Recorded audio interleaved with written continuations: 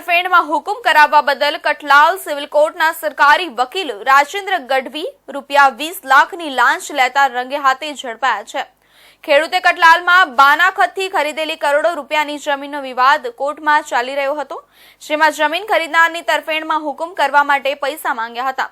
એસીબીની ટીમે છટકું ગોઠવી રાજેન્દ્ર તેમજ અન્ય એક વકીલ સહિત 2 વચેટિયાને ઝડપી લીધા હતા।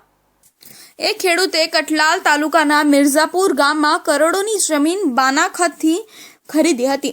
આ બાબતે બંને પક્ષે 2019માં કઠલાલ સિવિલ કોર્ટમાં કેસ કર્યો હતો। આ કેસમાં જમીન ખરીદનાર ખેડૂતની તરફેણમાં ઓર્ડર કરવા માટે સરકારી વકીલ રાજેન્દ્ર ગઢવીએ 50 લાખની માંગણી કરી હતી, પરંતુ ખેડૂત સરકારી વકીલને પૈસા આપવા માંગતા ન હતા। આથી તેમણે એસીબીમાં ફરિયાદ કરી હતી, જેના આધારે એસીબીએ છટકું ગોઠવ્યું હતું, જેના ભાગરૂપે ખેડૂત પૈસા આપવા તૈયાર થયા હોવાની વાત રાજેન્દ્રભાઈને કરી હતી। આથી તેમણે રૂપિયા 50 લાખ પૈકી 20 લાખ લઈને મંગળવારે ખેડૂતને નરોડા મામલતદાર કચેરી સામે આવેલી JK ઝેરોક્સ નામની દુકાને બોલાવ્યા હતા। આ અંગે ખેડૂતે એસીબીના અધિકારીઓને જાણ કરી હતી, જેના આધારે PISN બારોટે ટીમ સાથે છટકું ગોઠવ્યું હતું। દરમિયાન ખેડૂત પૈસા લઈને દુકાને પહોંચી ગયા હતા। ત્યાંથી તેમણે રાજેન્દ્ર ગઢવીને ફોન કરતા તેમણે આ પૈસા ત્યાં હાજર મેટ્રો કોર્ટમાં પ્રેક્ટિસ કરતા વકીલ સુરેશ પટેલ અને વચેટિયા વિશાલ પટેલને આપી દેવા કહ્યું હતું, જેથી ખેડૂતે પૈસા આ બંનેને આપી દીધા હતા। જો કે આ દરમિયાન એસીબીની ટીમે બંનેને રંગે હાથ ઝડપી લીધા હતા, જ્યારે બીજી એક ટીમે 500 મીટર નજીકથી જ રાજેન્દ્રભાઈને ઝડપી લીધા હતા।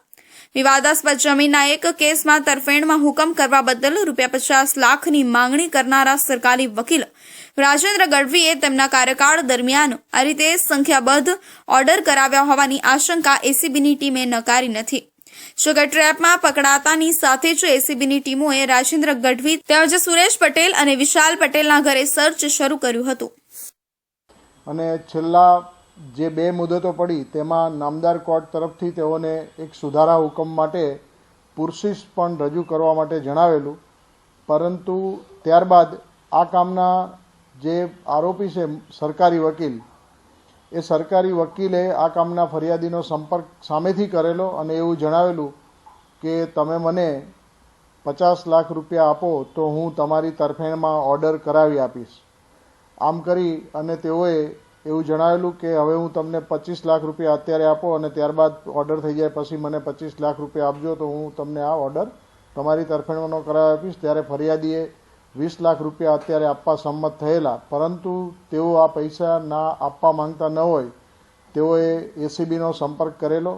પોલીસે તપાસમાં જાણવા મળ્યું હતું કે સરકારી વકીલ રાજેન્દ્ર ગઢવી વતી મેટ્રો કોર્ટમાં પ્રેક્ટિસ કરતા વકીલ સુરેશ પટેલ અને ખાનગી માણસ વચેટીઓ વિશાલ પટેલ પૈસા લેવા આવ્યા હતા। આથી આ બંને માણસો રાજેન્દ્ર ગઢવી માટે વહીવટદાર તરીકે કામ કરતા હતા। આથી પોલીસે ત્રણેયને